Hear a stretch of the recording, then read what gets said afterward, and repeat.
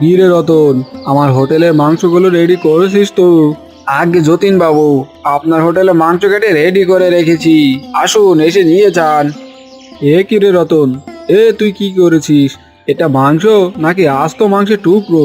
হতচ্ছাড়া, এত বড় মাংসের টুকরো রান্না করলে আমার লাভ হবে নাকি? জলদি করে আরো ছোট ছোট করে কাট মাংসগুলো। এ কি বলছেন যতীন বাবু, এই সাইজ তো সবচেয়ে ছোট, এর থেকেও ছোট সাইজ করলে তো মাংস দেখাই যাবে না। মাংস দেখা না গেলে তোর সমস্যা কোথায় শুনি? তোকে মাংস সাইজ ছোট করতে বলেছি, জলদি করে কর ছোট, নয়তো তোর এই মাংস কিন্তু আমি আর নিব না, বুঝলি? আচ্ছা ঠিক আছে, আমি আরো ছোট করে কেটে দিচ্ছি।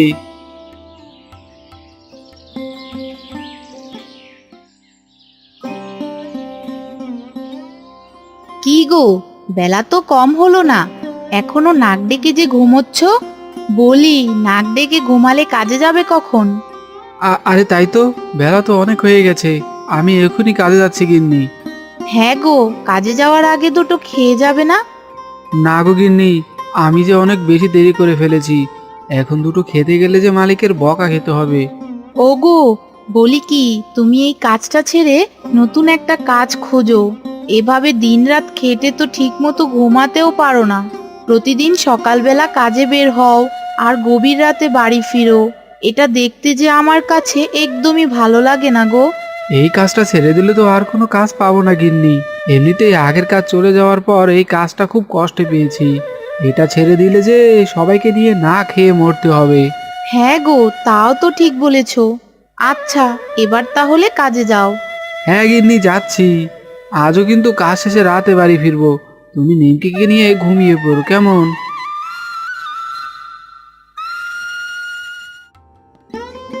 কি রে কানাই, সকাল থেকে দেখছি তুই একাই হোটেল সামলাচ্ছিস।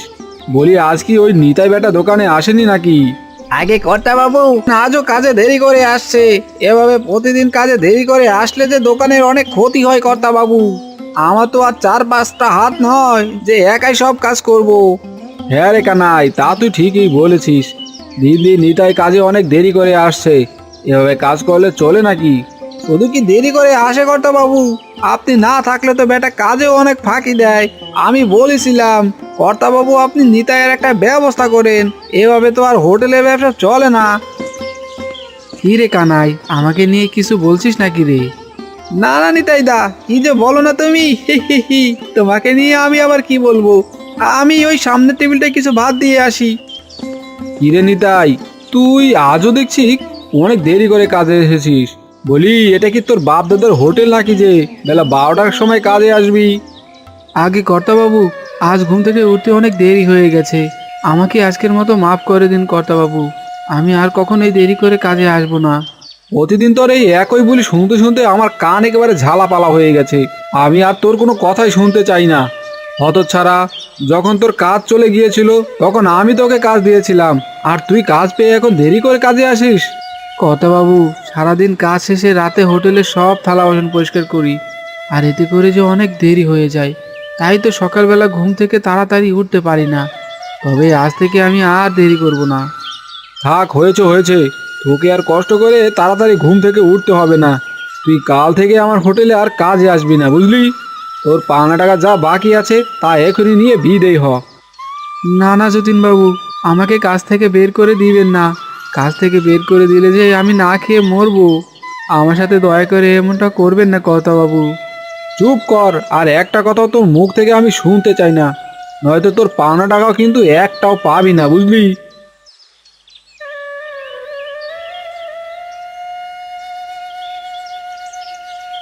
যেটা ভেবেছিলাম সেটাই হলো, কর্তাবাবু আমাকে শেষ পর্যন্ত কাজ থেকে তাড়িয়েই দিল।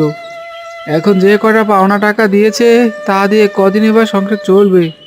না না না, আমাকে আবারও নতুন একটা কাজ খুঁজতে হবে। এই যে বাবা, একটু শুনে যাও।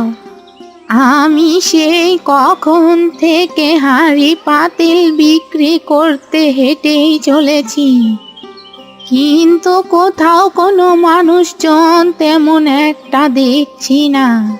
হাঁড়ি পাতিল বিক্রি করতে না পারলে আমার সংসার চলবে না। তুমি আমাকে একটু সাহায্য করতে পারবে বাবা? এই রে, এই বুড়িমা দেখছি এই বয়সে কত কষ্ট করে হাঁড়ি পাতিল বিক্রি করছে। আমি যদি তার কাছ থেকে কয়েকটা হাঁড়ি পাতিল কিনে নেই তাহলে তার অনেক উপকার হবে। হ্যাঁ বুড়িমা, পারবো। বলুন আপনার কি সাহায্য চাই। বলো তো বাবা, কোন দিকে গেলে আমার এই হাঁড়ি পাতিলগুলো বেশি বিক্রি করতে পারবো? আসলে আশেপাশে তেমন কোনো গ্রামও তো দেখছি না, তাই বললাম। বুড়িমা, আপনি সোজা আমার পেছনের রাস্তা ধরে গেলেই এই হাঁড়ি পাতিলগুলো বেশি বেশি বিক্রি করতে পারবেন। তোমাকে ধন্যবাদ বাবা, এবার আমি তাহলে আসি। দাঁড়ান বুড়িমা, আমারও কয়েকটা হাঁড়ি পাতিল লাগবে। আপনি আমাকে কয়েকটা হাঁড়ি পাতিল দিয়ে যান। সত্যি বলছো বাবা? তুমি আমার থেকে হাঁড়ি পাতিল কিনবে? ঠিক আছে, তুমি যেহেতু আমার প্রথম খদ্দের, তাই তোমার কাছে থেকে আমি কোনো লাভ করব না। আচ্ছা বুড়িমা, ঠিক আছে। এবার তাহলে আমাকে কিছু হাঁড়ি পাতিল দিন।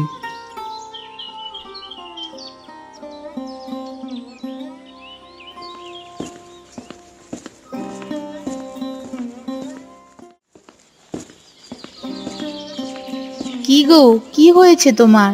আজ তুমি এত তাড়াতাড়ি বাড়ি ফিরেছো যে? আর তোমার হাতে এই হাঁড়ি পাতিল কেন? আর বলো না গিন্নি, আজ অনেক দেরি করে কাজে যাওয়ায় কর্তাবাবু আমাকে তার হোটেল থেকে বের করে দিয়েছে। যাক, ভালোই হয়েছে। ওই কর্তাবাবুর কাজ করলে যে তুমি খুব তাড়াতাড়ি অসুস্থ হয়ে পড়তে। তার কাজ করতে করতে তুমি ঠিক মতো না পারো দুটো খেতে আর না পারো ঘুমোতে। কিন্তু গিন্নি, এখন থেকে আমাদের সংসার চলবে কি করে? বিধাতা যা কপালে লিখেছে তাই হবে। কিন্তু তার আগে বলো, তুমি হাঁড়ি পাতিল কোথায় পেলে? আর বলো না গিন্নি, কর্তাবাবুর কাছে যা পাওনা টাকা ছিল তা নিয়ে ফেরার পথে এক বুড়িমার সাথে দেখা হলো। সে কোনো হাঁড়ি পাতিল বিক্রি করতে পারছিল না, তাই আমি তার কাছ থেকে কিছু হাঁড়ি পাতিল কিনে এনেছি। হাঁড়ি পাতিল কিনেছো, তা বেশ ভালোই করেছো। যাক, এখন থেকে তাহলে আমাদের সংসার আগের থেকে ভালো মতোই চলবে। কী সব বলছো গিন্নি? একদিকে আমার কাজ চলে গেছে, আর হাতে যে কটা টাকা ছিল তা দিয়ে তো হাঁড়ি পাতিল কিনে শেষ। তাহলে এখন আমাদের সংসার চলবে কি করে? হা হা হা, কি করে আমাদের সংসার চলবে শুনতে চাও? তাহলে শোনো, এই হাঁড়ি পাতিল দিয়ে তুমি রাস্তায় একটা ভাতের হোটেল খুলবে, যেখানে খুব সস্তায় সব কিছু পাওয়া যাবে। সেই সস্তা হোটেলের ভাত, মাছ আর মাংস বিক্রি করেই আমাদের সংসার চলে যাবে। কি, বুঝলে তো? কিন্তু গিন্নি, নতুন একটা ভাতের হোটেল খুলতে তো আরো অনেক টাকা লাগবে। অত টাকা আমি কোথায় পাবো? ওগো, আমি থাকতে তুমি টাকার কোনো চিন্তাই করো না। শোনো, আমার যে সোনার বালা আছে না, তা মোড়ল মশাইয়ের কাছে রেখে কিছু টাকা আনবো, আর সেই টাকা দিয়ে তুমি নতুন একটা ভাতের সস্তা হোটেল খুলবে। আরে বাহ গিন্নি, তোমার মাথায় তো দারুণ বুদ্ধি আছে বলতেই হয় দেখছি। হা হা হা। হয়েছে হয়েছে, এবার তাহলে ঘরে চলো, তোমাকে দুটো খেতে দিচ্ছি। সকালে তো না খেয়েই চলে গেলে। হ্যাঁ গিন্নি, চলো, আমারও অনেক খিদে পেয়েছে।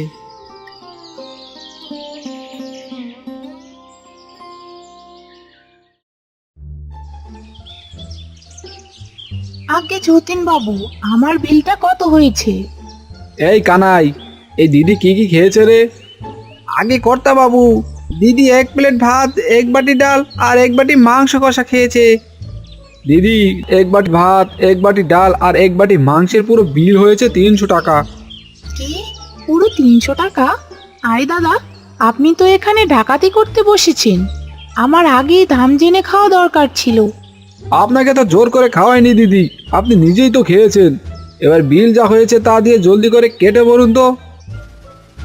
আরে দাদা, দেখুন তো আমার বিলটা কত হয়েছে। এই কানাই, একে কি কি খাইছিস রে? আগে কর্তা বাবু, তিনি 2 প্লেট ভাত, কাঁচা লঙ্কা আর 1 বাটি ডাল খেয়েছে। তোর বিল হয়েছে পুরো 200 টাকা। এ কি দাদা, এত নাকি? খালি তো ডাল ভাত খেলাম, তাহলে বিল এত বেশি হলো কি করে? 2 প্লেট ভাত 100 টাকা আর 1 বাটি ডাল 100 টাকা, বুঝলি? তোর মোট হয়েছে 200 টাকা। বেশি কথা না বলে জলদি করে 200 টাকা ছাড়।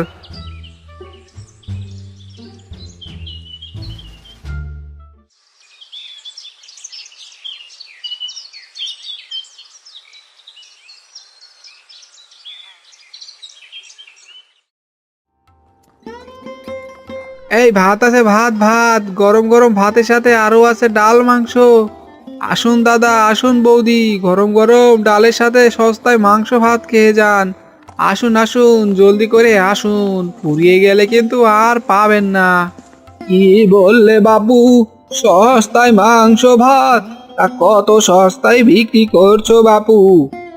আসুন খুড়ো, আপনার কাছ থেকে দাম আরো কমিয়ে রাখবো। সে কম না হয় রেখো বাপু, তা কত করে মাংস ভাত বিক্রি করছো সেটা আগে বলো তো বাপু। হে হে হে, বেশি না খুড়ো, গরম গরম এক থালা ভাত আর সাথে এক বাটি মাংস মাত্র 100 টাকায়। কি বললে বাপু, আবারও বলো তো, ঠিক মতো শুনতে পাইনি। হা হা হা, যা বলেছি তাই খুড়ো, ভাত আর মাংস মাত্র 100 টাকা।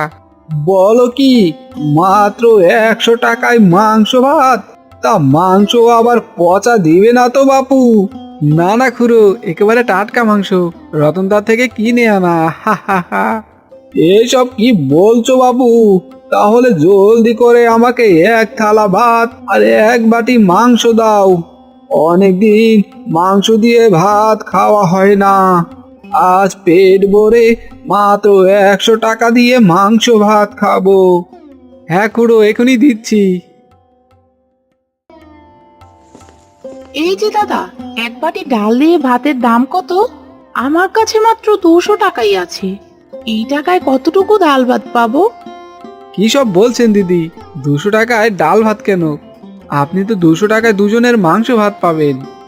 200 টাকায় মাংস ভাত? বলি, এটা কাকের মাংস নয় তো আবার? হি হি হি, না না দিদি, আমি ওই জগাইয়ের মতো কাকের মাংস বিক্রি করি না, আমি একেবারে দেশি ছাগলের মাংস বিক্রি করি, বুঝলেন? বলেন কি দাদা? তাহলে আমাকে এক্ষুনি দুজনের মাংস ভাত পার্সেল করে দিন।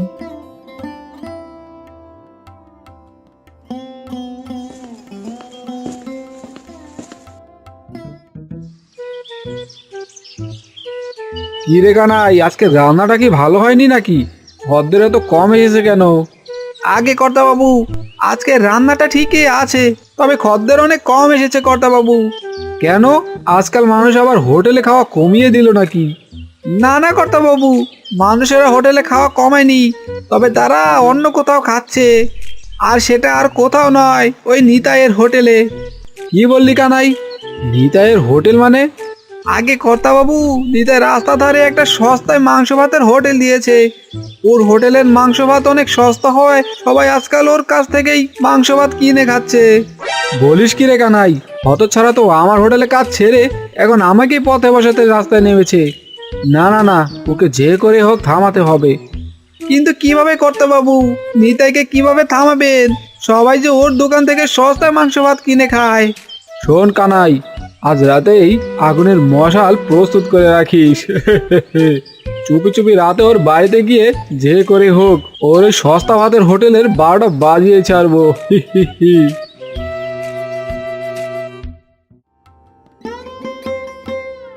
যাক বাবা, আজকের মতো তাহলে সস্তায় মাংস ভাত বিক্রি করা শেষ হলো। ভেবেছিলাম সস্তায় মাংস ভাত তেমন একটা বিক্রি হবে না, কিন্তু না, বিধাতা আমাদেরকে চোখ তুলে তাকিয়েছে, প্রথম দিনে প্রায় সব বিক্রি হয়ে গেছে। এবার যেটুকু মাংস ভাত বেঁচে আছে তা বাড়িতে নিয়ে সবাই মিলেমিশে খেয়ে নিব। ওইদিকে মেয়েটাও আজ কদিন ধরে মাংস মাংস করছিল, আজ অনেকদিন পর নিমকিকে আমি মাংস দিয়ে ভাত খাওয়াবো। যাই, এবার জলদি করে বাড়ি যাই।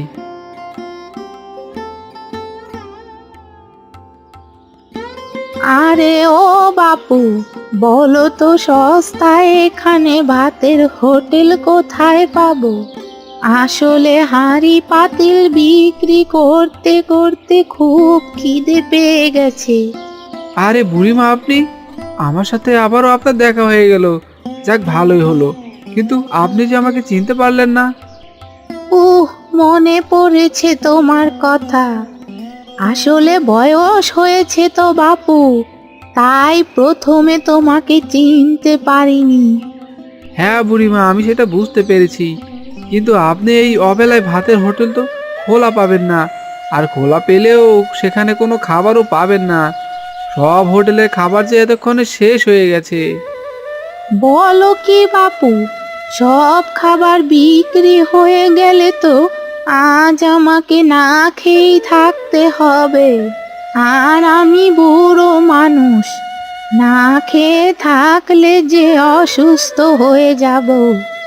আরে তাই তো, আপনি না খেয়ে থাকলে তো অসুস্থ হয়ে যাবেন বুড়িমা। আচ্ছা, আপনি একটা কাজ করুন, আমার কাছে কিছুটা মাংস ভাত বেঁচে আছে, আপনি এটা খেয়ে নিন। কিন্তু তুমি তুমি কি খাবে বাপু? আমাকে নিয়ে ভাববেন না বুড়িমা, দাঁড়ান, আমি আপনাকে মাংস ভাত দিচ্ছি। তোমাকে অনেক ধন্যবাদ বাবা, তুমি আমার অনেক বড় উপকার করলে। দাঁড়াও, এই নাও, এই চামচ দুটো তুমি রাখো। তোমাকে এই চামচ দেয়া ছাড়া যে ভাতের দাম দেওয়ার সাধ্য আমার নেই। হা হা হা, ঠিক আছে বুড়িমা, এই চামচেই আমার কাছে অনেক। এবার তাহলে আমি আসি।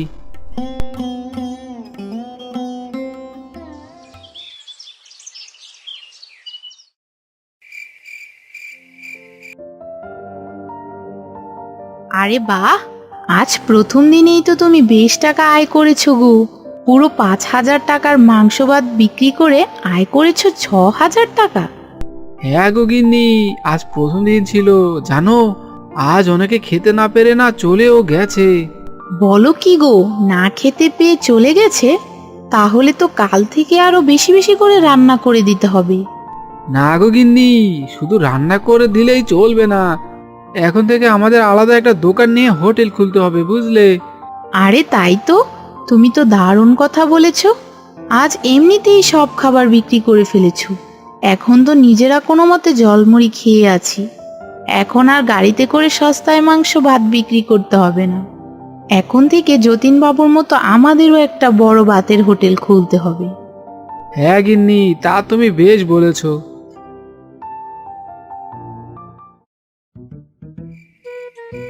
হতচ্ছাড়া নিতাই সব সময় আমার হোটেলে কাজ করে এখন আমার ব্যবসা লালবাতি জ্বালাতে সস্তায় মাংস ভাত বিক্রি করছিস? না না বাপু, আমি তো তা হতে দিতে পারি না। আমার ব্যবসা লালবাতি জ্বালানোর আগেই তোর ভাতের গাড়ি আমি জ্বালিয়ে দেব। আগে কর্তা বাবু, আপনি এবার বললে নিতাইয়ের ভাতের গাড়িতে আগুন জ্বালিয়ে দেব। হ্যাঁ রে কানাই, আর দাঁড়িয়ে কিসের অপেক্ষা করছিস? জলদি করে হতচ্ছাড়া নিতাইয়ের ভাতের হোটেলে আগুন ধরিয়ে দে। আগে কর্তা বাবু, এখনই দিচ্ছি।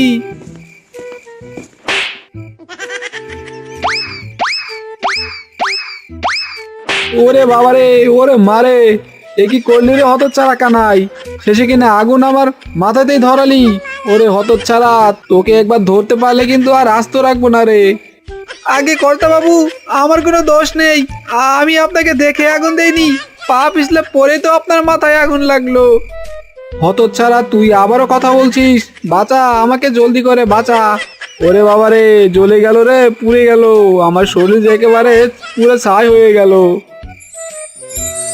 হা হা হা, একেই বলে পরের ক্ষতি করতে গেলে সবার আগে নিজেরই ক্ষতি হয়।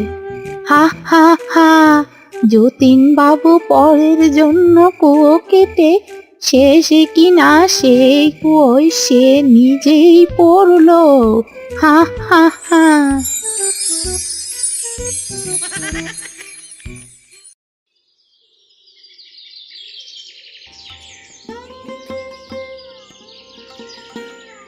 আসুন আসুন, সস্তায় মাংস ভাত খেয়ে যান। গরম গরম মাংস ভাতের সাথে এক বাটি ডাল একেবারেই ফ্রি। আসুন আসুন, জলদি করে আসুন। আজ মাংসের সাথে কিন্তু মাছের তরকারিও আছে। আসুন আসুন, জলদি করে আসুন, গরম গরম সস্তায় মাংস ভাত খেয়ে যান। দেখুন কর্তা বাবু, নিতাই সস্তায় মাংস ভাতের সাথে এখন মাছের তরকারিও বিক্রি করছে। হ্যাঁ রে কানাই, তা তো দেখতেই পাচ্ছি, সব লোক তো ওর হোটেলের সস্তায় মাংস ভাত খেতে একেবারে উঠে পড়ে লেগেছে। এবার বুঝি আমার ব্যবসাটা গেল। আগে কর্তা বাবু, ব্যবসা গেলে ব্যবসা পাবেন, কিন্তু আপনি গেলে যে আর আপনাকে পাবেন না।